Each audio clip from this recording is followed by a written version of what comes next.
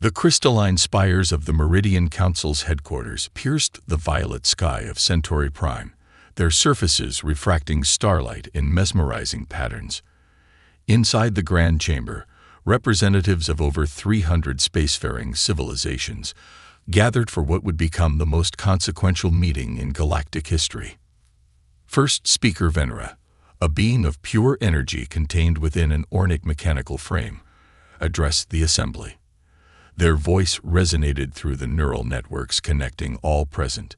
We have detected a new species on the edges of explored space. They call themselves humans.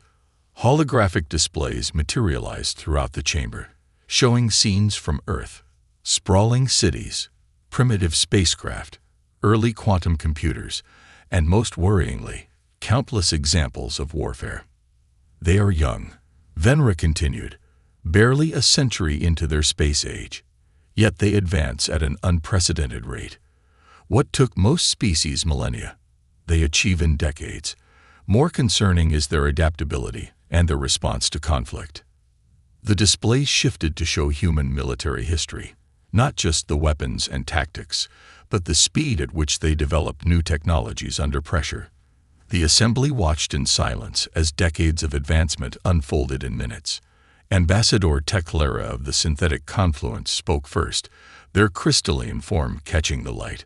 Surely you don't suggest this primitive species poses any real threat to established civilizations. Their technology is centuries behind even our most basic systems. It is not their current capabilities that concern us, Venera responded, but their potential. Their neural architecture is unique.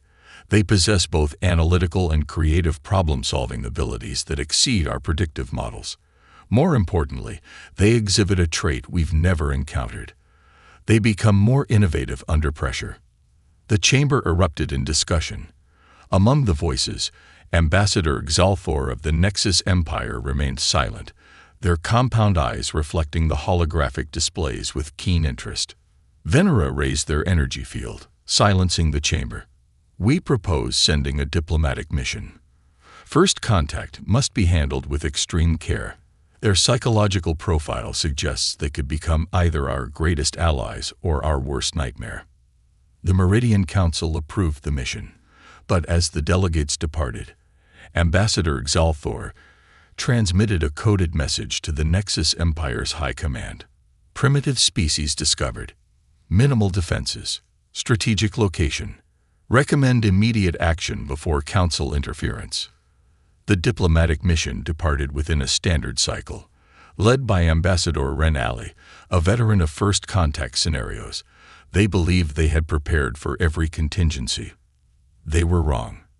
The humans' response to their arrival was not hostile, but neither was it what they expected. Instead of dealing with a unified planetary government, they found themselves navigating a complex web of nation-states, each with its own agenda. The humans' questions were not the usual ones about technology or resources, but about culture, art, and philosophy. They're impossible to predict, Ren Uli reported back to the council. When we present scientific knowledge, they ask about music. When we discuss technology, they want to know about our dreams. Their minds work in patterns we cannot map.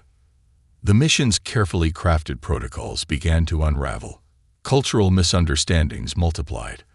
When the delegation shared their database of galactic history, the humans immediately identified patterns and connections that had gone unnoticed for millennia. When they demonstrated their technology, the humans didn't show the expected awe, but instead began theorizing ways to improve it. Meanwhile, the Nexus Empire's advance fleet was already in motion, its commanders dismissing the Council's concerns as overcautious nonsense. They had subjugated dozens of emerging civilizations. How different could these humans be? As the diplomatic mission struggled to establish meaningful dialogue, Earth's various governments were already analyzing the alien technology they'd glimpsed, developing new theories, and beginning secret research programs. They'd recognized something the aliens hadn't intended to reveal. Their technology, while advanced, followed predictable patterns. It could be understood, replicated, and improved. The mission ended in frustration 3 months later. Ambassador Ren Ali's final report was troubling. They are not ready for integration into galactic society, not because they are too primitive, but because they are too unpredictable. They do not think as we do. They do not solve problems as we do. And most concerning, they do not fear what they do not understand. Instead, they become fascinated by it. As the diplomatic vessels departed Earth's solar system, humanity was already changing, adapting, preparing. They had seen proof they were not alone, and that was enough. In laboratories and research centers across the globe, humans began working on technologies they had only glimpsed. In military installations, strategists studied the aliens' movements, noting patterns and weaknesses they didn't even know they were showing. The Council's warning about humanity's potential went unheeded by those who should have listened most carefully. The Nexus Empire saw only in primitive species ripe for conquest. They would learn, too late, why the Council's concerns had been justified. In the darkness between the stars, the Nexus Empire's war fleet accelerated toward Earth, their commanders confident in their superior technology and overwhelming numbers. They didn't realize they were about to encounter something their vast empire had never faced before, a species that thrived on challenges, that grew stronger in the face of adversity, and that was about to show the galaxy why underestimating humanity was the last mistake many would make. Supreme Commander Zexnar stood on the bridge of the Nexus Empire's flagship Inevitable Victory, watching as the holographic display showed their fleet approaching the Sol system. 5,000 warships strong, it was the largest invasion force assembled in the Empire's history. Overkill for such a primitive species, but Zexnar believed in making statements. "Status report," he commanded, his chitinous exoskeleton gleaming under the bridge's harsh lights.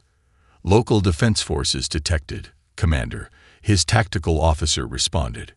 "Primitive orbital platforms, a handful of chemical propulsion warships, and ground-based missile systems. Nothing that poses a threat to our technology." Zexnar's mandibles clicked in amusement. "Send the standard ultimatum. Demand their immediate surrender and integration into the Empire. Give them one planetary rotation to comply." The message was transmitted in all known human languages. The response came faster than expected, from a unified human emergency council. It was brief. "We decline your generous offer. Proceed at your own risk." The bridge crew chittered in amusement. Such bravado from a species that hadn't even mastered basic gravity manipulation was almost endearing. Zexnar gave the order to begin the invasion. The first wave of Nexus ships entered Earth's orbit, their energy shields easily deflecting the primitive nuclear missiles launched in response. But as they moved to destroy Earth's orbital defenses, something unexpected happened. The primitive orbital platforms suddenly released clouds of what appeared to be debris. The Nexus ship's shields, calibrated to stop energy weapons and solid projectiles, didn't register the clouds as threats. Within moments, the microscopic machines in these clouds had attached themselves to the ship's hulls and begun reproducing, using the ship's own energy emissions as fuel. Multiple ships reporting system failures. The tactical officer announced, his previous amusement replaced by confusion. "The humans. They've developed some kind of self-replicating nanomachine. It's consuming our hull material and interfering with our shield generators." Before Zexnar could respond, a second surprise emerged. Earth's primitive chemical rockets weren't attempting to reach the Nexus ships. Instead, they were detonating at precise distances, creating an expanding field of plasma that played havoc with Nexus sensors and communication systems. Clever, Zexnar admitted grudgingly, but ultimately futile. "Launch the ground invasion. Let's see how they handle real combat." Thousands of dropships descended through Earth's atmosphere. As predicted, human aircraft and ground defenses managed to intercept some, but most made it through.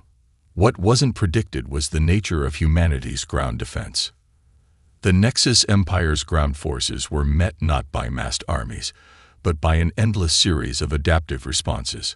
Roads rearranged themselves, buildings transformed, and civilian infrastructure became weaponry. Humans had apparently spent the months since first contact preparing for exactly this scenario. In Mexico City, Nexus forces found their energy weapons mysteriously deflected by what appeared to be modified cell phone towers. In Shanghai, their atmospheric processors were rendered useless by a hastily constructed network of weather control devices. In Lagos, their gravity tanks were disabled by concentrated electromagnetic pulses generated by the city's power grid. How are they doing this? Zexnar demanded as reports of failures flooded in. Their technology was assessed as primitive. Sir, his science officer responded, mandibles trembling. They're not using advanced technology. They're using their existing technology in ways our simulations didn't predict. They're improvising. The truth began to dawn on Zexnar. The humans hadn't needed to match Nexus technology. They'd simply needed to understand it well enough to counter it. And during those months of diplomatic contact, while the Council's representatives had been frustrated by human unpredictability, the humans had been studying, learning, and preparing. As the first day of invasion stretched into the second, then the third, the Nexus Empire's overwhelming technological advantage began to erode. Human nanomachines spread through their fleet like a virus. Human hackers, having decoded the basic principles of Nexus computer systems, launched increasingly effective cyber attacks. And human scientists, working around the clock, began reverse engineering captured Nexus technology. By the end of the first week, the invasion force that was supposed to subjugate Earth in hours was in disarray. Zexnar faced a choice: commit more forces and risk even greater losses, or withdraw and face the Empire's disappointment. Before he could decide, new contacts appeared on their long-range sensors. The tactical officer's voice rose in panic. Sir, detecting multiple ships emerging from FTL. They're human vessels. Somehow they've adapted our own drive technology. Zexnar watched in disbelief as ships of human design, powered by reversed engineered Nexus technology, took up attack positions around his fleet. The message they broadcast was as brief as their first response. Your technology is impressive. We made some improvements. Would you like to discuss surrender terms? In that moment, Zexnar understood why the Meridian Council had urged caution. The humans hadn't just adapted to invasion. They had treated it as an opportunity to advance. Each challenge had been met with innovation, each setback with new solutions. They didn't think like any species the Empire had encountered before. As he prepared to give the retreat order, Zexnar wondered if the Empire had finally found something more dangerous than a powerful enemy, a species that grew stronger with every attempt to defeat it. In the aftermath of the Nexus Empire's failed invasion, humanity faced a profound revelation. They were no longer alone, and they were no longer safe. The emergency meeting of the United Nations in Geneva wasn't just historic, it was unprecedented. For the first time in human history, every nation on Earth was unified by a single purpose. Dr. Sarah Chen, head of the newly formed Global Defense Initiative, stood before the assembly. Behind her, holographic displays showed the remnants of the Nexus invasion fleet retreating across the solar system. The technology projecting these images hadn't existed 2 weeks ago. The Nexus Empire will return, she stated plainly. Our victory, while significant, was primarily due to the element of surprise. We cannot count on that advantage again. She gestured, and the displays shifted to show captured alien technology. But we have something more valuable than surprise. We have their technology, and more importantly, we understand how they think. The assembly chamber buzzed with discussion. Admiral James Rodriguez, formerly of the United States Navy and now commander of Earth's fledgling space fleet, stepped forward. The Nexus Empire thinks in straight lines, he explained. Their technology is powerful but predictable. They haven't faced a serious challenge in millennia. They haven't needed to innovate. Satellite feeds showed the global transformation already underway. The nanomachines that had crippled the Nexus fleet were being reprogrammed for construction. Cities were being rebuilt with integrated defense systems. The primitive orbital platforms that had surprised the invasion force were being replaced with more sophisticated versions. In research centers across the globe, scientists from former rival nations worked side by side, pushing the boundaries of their understanding. The quantum computing breakthrough in Beijing was immediately shared with labs in Silicon Valley. Metallurgists in Mumbai collaborated with engineers in Berlin to develop new materials based on alien composites. But humanity's greatest advantage wasn't just technological adaptation, it was psychological warfare. Colonel Anna Patel, head of strategic operations, outlined their approach. The Nexus Empire expects resistance to decrease as their forces demonstrate superiority. Instead, we'll show them something they've never seen, an enemy that gets stronger with every attack. Captured Nexus communications revealed their confusion and growing concern. Human tactics defied their military doctrine. When they jammed Earth's communications, humans responded with a decentralized quantum network. When they deployed energy shields, humans developed weapons that bypassed them entirely.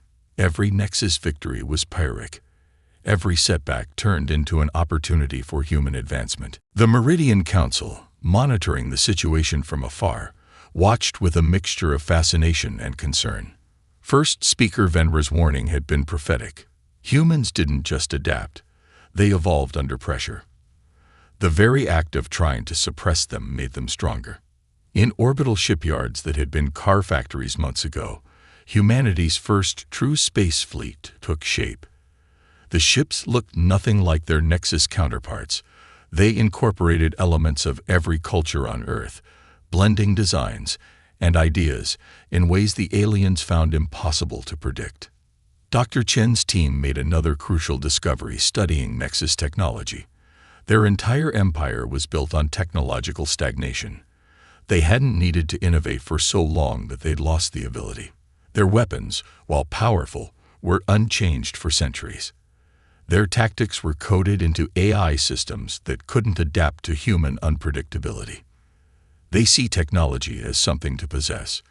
Dr. Chen explained to the UN Assembly. We see it as something to improve. They seek perfection. We seek evolution. This is why they can't understand us. And this is why we'll win. The transformation of Earth's defenses reflected this philosophy. Instead of copying Nexus designs, human engineers took the basic principles and reimagined them. Nexus energy weapons became variable frequency defense systems. Their rigid shield technology was adapted into dynamic barriers that could learn from attacks. But perhaps the most significant development came from an unexpected source. A team of video game designers, brought in to run battle simulations, created an AI system that could predict Nexus tactics with stunning accuracy. They're like NPCs in a game, one designer explained. They follow patterns. Once you understand the patterns, you can write new rules. As Earth prepared for the inevitable counterattack, the Nexus Empire faced an unprecedented situation. A species that had not only survived their initial invasion, but had emerged stronger. Their strategic algorithms, designed for conventional warfare, couldn't process an enemy that treated defeat as a learning opportunity. In the Meridian Council chambers, the delegates watched as humanity achieved in months what had taken other species centuries. First Speaker Venra's voice carried a note of awe. We didn't just underestimate their potential for advancement. We underestimated their capacity for unity. They don't merely cooperate, they synergize. Every individual advancement becomes a collective resource. The message Earth broadcast to the stars was clear. Humanity was no longer just defending itself, it was preparing to reshape the galaxy. The Nexus Empire had wanted to make an example of Earth. They had succeeded, but not in the way they intended. They had proven that humanity's greatest strength wasn't its technology or its weapons, but its ability to turn adversity into advantage. The Nexus Empire's high command gathered in their citadel on Nexus Prime, their compound eyes reflecting the holographic displays showing the unthinkable. Humans weren't just defending Earth anymore. They were expanding. The Empire's outer colonies reported encounters with ships of bizarre design, utilizing technologies that seemed to defy their understanding of physics. Emperor Vexthor, supreme ruler of the Nexus Empire, watched the reports with growing unease. "How?" he demanded. "How has this primitive species managed to advance so quickly?" His chief scientist, Kalzar, gestured at the display. "The humans don't think like us, Emperor. They don't seek to perfect existing technology. They reimagine it entirely. Look at this footage from the Centauri sector." The display showed a human vessel seemingly phasing through a Nexus defense screen. "They didn't try to overcome our shields with brute force," Kalzar explained. "They developed a way to temporarily exist in a different quantum state. It's brilliant, but it's not how any rational species should think about technology." The humans had learned another lesson from their initial encounter: the importance of unpredictability. Their ships never attacked the same way twice. Each engagement revealed new innovations, new combinations of technology that the Nexus tactical computers couldn't categorize. Earth's first major offensive came not through military might, but through information.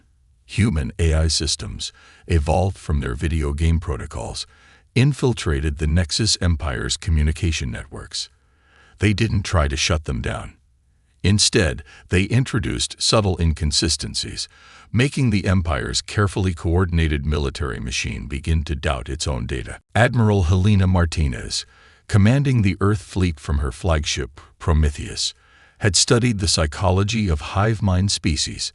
"The Nexus Empire's greatest strength is their unity," she told her commanders. "But unity without flexibility becomes a weakness. They can't adapt without consensus, and they can't reach consensus while facing something they don't understand."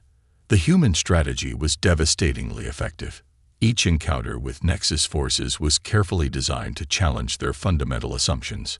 When they expected a frontal assault, they found their bases had been subtly reprogrammed by microscopic robots that had infiltrated months earlier. When they fortified against infiltration, they faced weapons that turned their own defensive screens into offensive weapons. But humanity's most powerful weapon wasn't technological, it was ideological. As they expanded into space, they made contact with other species under Nexus control. Unlike the Empire's rigid hierarchy, humans offered partnership and shared innovation. Worlds that had been stagnant under Nexus rule suddenly saw new possibilities. The Meridian Council watched in amazement as human influence spread through the galaxy. First Speaker Venra addressed an emergency session. "We feared humanity would become a destructive force. Instead, they have become a catalyst for change. They don't conquer, they transform. Every civilization they contact begins to evolve in unprecedented ways." On a Nexus colony world, a young engineer discovered she could improve the efficiency of their power systems by 30% simply by questioning basic assumptions about how they worked. The Empire tried to suppress such innovations, but the idea of progress had taken root. Other worlds began to resist not through violence, but through innovation. Emperor Vexthor faced a nightmare scenario. His empire wasn't being defeated by force, but by ideas. The rigid structure that had maintained their power for millennia was crumbling in the face of something more powerful than any weapon: the concept of continuous improvement. The turning point came at the Battle of Proxima Centauri. The Nexus Empire had assembled its largest fleet, determined to crush the human expansion once and for all. What they encountered defied their comprehension. Human ships that seemed to operate on principles they couldn't understand, using technologies that appeared to break their laws of physics. Admiral Martinez's message to the Nexus fleet was transmitted in perfect Nexus language. "Your empire is based on the idea that perfection, once achieved, must be maintained. We believe perfection is not a destination, but a journey. You can join us on that journey, or you can watch your perfect empire crumble under the weight of its own rigidity." The battle that followed wasn't really a battle at all. Human ships danced through Nexus formations, their advanced quantum drives making their movements impossible to predict. Their weapons didn't destroy Nexus ships. They transformed them, releasing swarms of nanobots that gave Nexus crews their first taste of true technological innovation.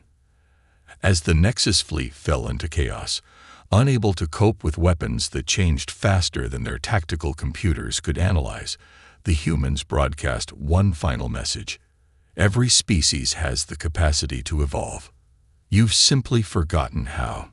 We're here to remind you. The empire that had stood unchanged for millennia faced an enemy that turned their greatest strength, unity and order, into their greatest weakness. Humanity hadn't just beaten them. They had shown them a different way to exist. As news of the battle spread, more worlds began to question, to innovate, to change. 5 years after the Battle of Proxima Centauri, the Meridian Council chamber looked very different. Among the crystalline beings and energy forms sat human representatives, their presence a testament to how much the galaxy had changed. But more striking were the Nexus delegates, no longer uniform and rigid, but displaying subtle variations in form and thought that would have been unthinkable before. First Speaker Venra addressed the assembled delegates, their energy form pulsing with what might have been amusement. When we first warned of humanity's potential, we feared they would destabilize the galactic order. We were correct, but not in the way we anticipated. The holographic displays showed scenes from across the galaxy. Former Nexus worlds flourished with new innovations. Species that had been stagnant for millennia were rediscovering their capacity for growth. The rigid hierarchies of the past were giving way to collaborative networks inspired by the human model. Dr. Sarah Chen, now serving as Earth's primary representative to the Council, stood to speak. The quantum translator she wore, itself a product of human-alien collaboration, conveyed not just her words but the subtle emotions behind them. "We didn't set out to reshape the galaxy," she began. "We simply refused to accept limitations, our own or those imposed by others. In doing so, we discovered something remarkable. The capacity for growth isn't unique to humans. It's a universal constant that many had simply forgotten." The remnants of the Nexus Empire had undergone the most dramatic transformation. After the decisive battle at Proxima Centauri, their society had faced a choice: adapt or collapse. They chose adaptation, and the results were extraordinary. Their hive mind structure, once focused on maintaining perfection, now served as a network for sharing innovations. Former Emperor Vexthor, now serving as the lead scientist of the Nexus Innovation Collective, addressed the Council. "We thought we had achieved perfection," he admitted. "Humans showed us that perfection isn't static. True perfection is the ability to continuously evolve." The humans had brought something else to galactic society: unpredictability. The Council's governance had always been based on careful calculation and consensus. Now it had to adapt to a species that treated uncertainty as an opportunity rather than a threat. Admiral Martinez, speaking from the bridge of a new class of ship that combined technologies from a dozen species, summarized the change. The galaxy needed chaos. Not destructive chaos, but the chaos of creativity. The chaos that forces systems to adapt and grow. The Meridian Council itself had been transformed. Where once it sought to maintain stability through careful control, it now fostered innovation through collaboration. The human concept of open-source development had spread across the stars, creating networks of shared knowledge that accelerated progress across all civilizations. But perhaps the most profound change was philosophical. Species that had viewed themselves as completed works began to see themselves as works in progress. The human perspective, that challenges were opportunities for growth, had sparked a cultural revolution that rippled through the galaxy. Dr. Chen's team had made another discovery that changed everything. The galaxy itself was evolving. The static view of civilization had blinded species to the dynamic nature of the universe. By learning to adapt and grow, they weren't just improving themselves, they were aligning with the fundamental nature of existence. "We are all explorers," Dr. Chen told the Council, "not just of space, but of possibility. The universe isn't a finished product, it's an ongoing process. And now, neither are we." The new galactic order that emerged wasn't dominated by humans or any other species. Instead, it was characterized by constant evolution, collaboration, and the understanding that diversity, of form, thought, and approach, was a source of strength, not weakness. The Meridian Council's original warning about humanity had been prophetic, but incomplete. Humans hadn't just changed the galaxy through force or technology. They had changed it by reminding other species of their own capacity for growth. As the council session concluded, first speaker Venra made a final observation. The greatest threat humanity posed to the galaxy wasn't their potential for destruction, but their potential for transformation. They didn't defeat the old order, they obsoleted it. And in doing so, they helped us all remember what we have forgotten: the joy of becoming more than we are. In Earth's orbital shipyards, new vessels took shape, their designs incorporating ideas from across the galaxy. But they weren't warships anymore. They were exploration vessels, research ships, and diplomatic crafts. Humanity had found its place in the galaxy, not as conquerors or defenders, but as catalysts for change. The stars themselves seemed brighter somehow, as if reflecting the renewed energy of the civilizations that dwelled among them. The age of stagnation was over. The age of continuous evolution had begun. And somewhere in the vast expanse of space, new species were emerging, destined to discover that the galaxy they would one day reach for was far more wonderful and strange than they could imagine, thanks to a species that had reminded the stars themselves how to dance.